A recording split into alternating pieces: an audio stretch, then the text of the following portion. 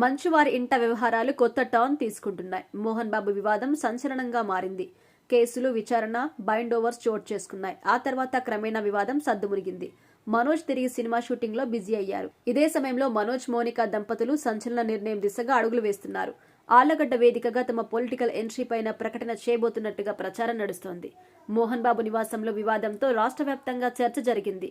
మనోజ్ పై దాడి, మోహన్ బాబు ఆసుపత్రిలో చేరిక, పోలీసు కేసులు, మీడియాపై దాడిలో మోహన్ బాబుపై హత్యాయత్నం కేసు నమోదైంది.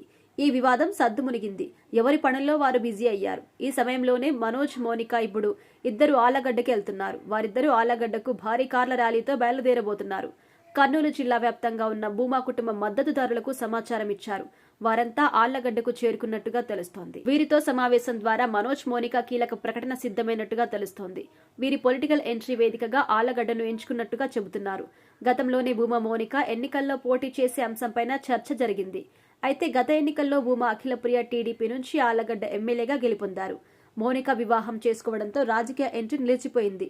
ఇక తాజా వివాదంతో తాము రాజకీయంగా బలపడాలని ఈ ఇద్దరు నిర్ణయం తీసుకున్నట్టుగా తెలుస్తోంది. అందులో భాగంగా కర్నూలు జిల్లా ఆళ్లగడ్డ నుంచి తమ పొలిటికల్ ఇన్నింగ్స్ ప్రారంభించాలని డిసైడ్ అయినట్టుగా తెలుస్తోంది. ఇక మౌనిక, మనోజ్ ఇద్దరు జనసేనలో చేరేందుకు సిద్ధమవుతున్నట్టుగా భూమా, మౌనిక మద్దతుదారుల్లో కర్నూలు జిల్లాలో పెద్ద ఎత్తున ప్రచారం నడుస్తోంది.